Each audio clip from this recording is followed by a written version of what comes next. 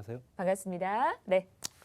네, 새롭게 발표된 이제 공공택지지구 이제 6번째 신도시, 3기 신도시라고 얘기를 합니다. 근데 그 과정 속에서 실제적으로 기 지정됐다가 또 그냥 은슬쩍 없어진 지역도 있고요. 물론 이제 주민의 동의라든가 실제적인 사업성이 떨어지거나 아니면 사업 속도를 내기가 어려운 지역이기 때문에 또는 그 지역 해당 지역의 토지 가격이 워낙 높아서 공공성을 강조한 택지 조성을 하기가 어려울 수도 있죠. 그렇기 때문에 실제적으로 광명 시흥이라고 하는 그 지역, 예전부터 이제 지정되었던 지역이죠. 그래서 MB 정권 때 이제 보금자리 주택 지구로 지정이 됐다가 현재 사업성이라든가 주민 동의율이 떨어져서 사업이 전면 취소가 됐던 지역입니다. 그 지역이 이제 지구 지정 형태만 남아 있었던 지역이고요. 그 지역이 이제 7만 가구가 들어선다고 합니다. 실제적으로 이제 서부 지역이 조금 더 인구 구성들이 더욱더 좋아질 가능성이 큰데 문제점은 뭐 여러 가지가 있겠지만 그것들이 빨리 해소가 되지 않으면 실제적으로 사업 속도를 내기는 더욱더 어려울 수 있다. 이렇게 말씀드리고 싶고요. 그래서 신규 공공택지 추진 계획을 2월 24일로 발표된 내용을 좀 간략하게 설명을 드리겠습니다. 그 전에 2020년도에 발표된 2020년도 5월 달에 발표된 이제 공급 대책이 있었습니다. 그때 당시에는 수도권 지역에 주택 30만 호를 건설하겠다라는 발표를 했던 내용입니다. 그래서 현재 2022년도부터 2026년도까지 쭉 통계를 봤을 때 매년 6만 가구에서 7만 가구 정도 공급을 해서 현재 총 30만 가구를 공급하겠다는 게 목표였고요. 그 지역 중에 현재 중소규모 좀 약간 도시급으로 좀 대규모 어떤 사업지구 같은 경우는 남양주지구 6만 6천 가구, 그다음에 하남지구 3만 2천 가구 정도 되고요. 인천의 계양지구가 1만 7천 가구, 고양의 창릉지구가 3만 8천 가구, 그다음에 부천 대장지구가 이제 한 2만 가구 정도 됩니다. 그래서 현재 30만 호를 이렇게 조성을 하겠다고 해서 5군데를 이미 지정해 놓은 상태에서 지금 사업을 현재 꾸준하게 진행하고 있다라고 얘기를 듣고 있고요. 여기에 추가된 게 이제 광명시와 시흥지구입니다. 그랬을 때 여기는 7만 가구 들어선다. 그렇지만 실질적으로 2020년도 당시에 발표됐던 내용을 보게 되면 실제적으로 과천에 과천지구가 있었습니다. 7천 세대 정도 된다라고 얘기하고요. 근데 실제적으로 이제 그 과천지구 같은 경우는 이제 지금 현재 얘기가 거론되고 있지는 않기 때문에 사업이 진행되기는 어렵다라고 이제 봐야 될 것 같고요. 그래서 이런 형태로 수도권 지역의 동서남북으로 가로지는 인구 분산 효과를 위해서 서울 지역에 집중되어 있는 인구를 좀 흩어지게 만들어주기 위한 그런 형태의 이제 도시다 이렇게 보시면 될 것 같습니다. 그래서 이번에 추가된 부분이 이제 서울 수도권 지역 중에서도 이제 광명시와 시흥 요 지역이다 보시면 될 것 같습니다. 그리고 올해 2월 4일날 발표된 내용이 또 있죠. 2025년도까지 전국 대도시에 약 83만 가구 공급하겠다는 내용이 들어가 있고요. 주목해야 될 부분은 이때는 수도권에 2월 4일에 발표된 내용 보시게 되면 수도권 지역이 약 61만 가구가 통계를 잡혔고요. 서울에만 32만 가구입니다. 작년 2020년도 5월 달에는 현재 수도권 지역에 30만 가구였는데요. 서울 지역에만 32만 가구, 도심 재생을 통해서 또는 공공 재개발과 재건축을 통해서 여러 가지 형태로 간에 영세권 또 고밀도 개발을 통해서라도 현재 임대주택뿐만 아니라 여러 가지 공적인 주택을 공급을 하겠다는 내용이 들어가 있죠. 그래서 실제적으로 도심 공공주택 복합사업부터 공공이 직접 시행하는 재정비 사업, 거기 도심 재생을 통해서 주택 공급을 하는 현재 재생사업, 거기에 또 공공택지 신규 지정이 이제 이 내용이 들어가 있겠죠. 2월 4일 발표된 내용 중에 이제 신규 지정에 지역이 어디냐라는 내용이 빠져 있었기 때문에 빠르게 현재 광명 시흥을 지정한 것 같고요. 그래서 실제적으로 신규 공공택지가 지정이 되면서 향후에 주택 가격을 안정화시킬 수 있는, 특히 서울 지역의 집값을 잡을 수 있는 효과를 충분히 할 수 있는가는 그 지역의 어느 정도 개발 속도라든가 이제 사업 속도가 꾸준하게 진행되는 것들이 표면적으로 나타나야 된다는 거죠.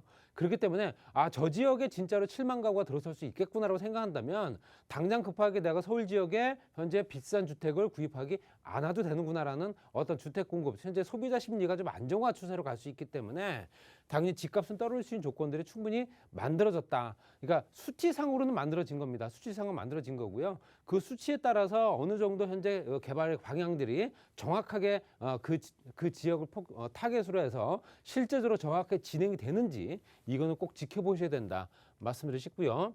말씀드린 대로 이제 6번째 3기 신도시, 그래서 광명 시흥지구에 주택을 7만 가구 공급을 하고요. 여기 발표된 내용 중에 전라도 이제 광주 지역도 있습니다. 13,000 가구가 있고요. 부산 쪽에 현재 대제역 중심으로 했을 때 18,000 가구. 이렇게 세 군데를 지정했습니다. 그래서 세 군데 지정한 부분이 이제 10만 가구 정도 되고요. 실제적으로 현재 실제적으로 이제 공급을 하겠다라는 신규 공급 택지제, 공공 택지를 신규 발굴하겠다는 내용은 보통 25만 가구 정도가 됐습니다. 25만 가구 중에서 지금 이제 10만 가구 정도가 현재 발표가 됐기 때문에 15만 가구가 남았죠. 그 남은 부분은 이제 구체적인 입지라든가 물량은 이제 2분기 내에 또 추가적으로 공개하겠다라는 내용이 들어가 있습니다. 말씀드린 대로 광명시형은 현재 MB정권 때 보금자리 주택지구로 한 9만 5천 가구 정도로 현재 지정됐다가 주택시장이 그때는 안 좋았습니다.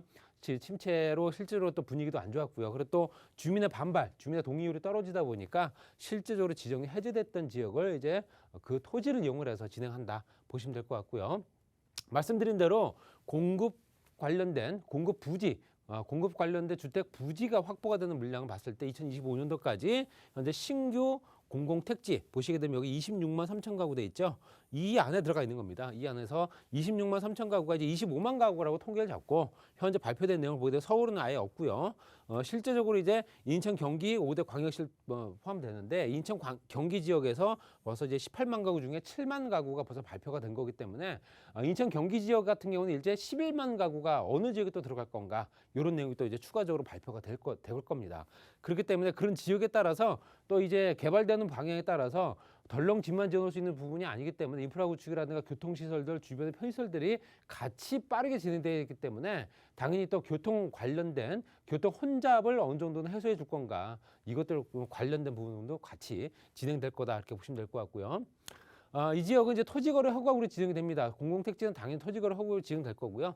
주민 공람이 열리는 즉시 공고가 이제 공고가 돼서 바로 이제 열람할 수 있는 조건이 된다면 개발행위 제한뿐만 아니라 불법행위 방지가 된다. 토지거래 허가구역으로 지정된다. 추후에 이제 그 지역이 그 인근에 있는 지역뿐만 아니라 토지를 구입할 수는 없다는 거 보시면 될 것 같고요. 개발 예정 지역과 주변 지역의 토지거래 허가구역이 지정이 되고 최대 5년간 토지 소유권 및 지상권 등 투기성 토지거래를 차단하겠다. 앞으로 향후 5년 동안에 그 지역을 현재 모니터링을 해서 실제로 그 지역의 투기 세력이 정말로 들어오지 못하게 만들겠다. 그런 내용이고요. 1차 신규 공공택지 이제 10만 가구죠. 서울 수도권 지역에만 7만 가구. 25년도부터 순차적으로 입주자를 몰입을 한다. 분양이 개시된다. 2025년도에 입주하는 게 아니고요. 분양이 개시된다. 분양이 개시된다는 얘기는 2027년도, 28년도에 입주할 수 있는 물량이다 보시면 될 것 같습니다. 그렇기 때문에 현재 작게 잡아도 한 7년에서 8년 정도는 소요가 된다는 얘기입니다. 그 사이에 이제 뭐 정권이라든가 기본적인 부동산 정책도 방향성을 잃어서 다른 쪽으로 바뀔 가능성도 크고요. 그렇기 때문에 실제적으로 이거 공공택지로 지정되는 부분이 현재 정권이 이어지면서까지 가속 페달을 밟아서 실제로 그 지역이 정말로 개발이 되고 수도권 인구 분산을 통해서 서울 지역의 집값을 잡을 수 있는 역할을 충분히 수행할 수 있다라면 목적 달성을 하는 게 아닌가라고 말씀을 드리고요.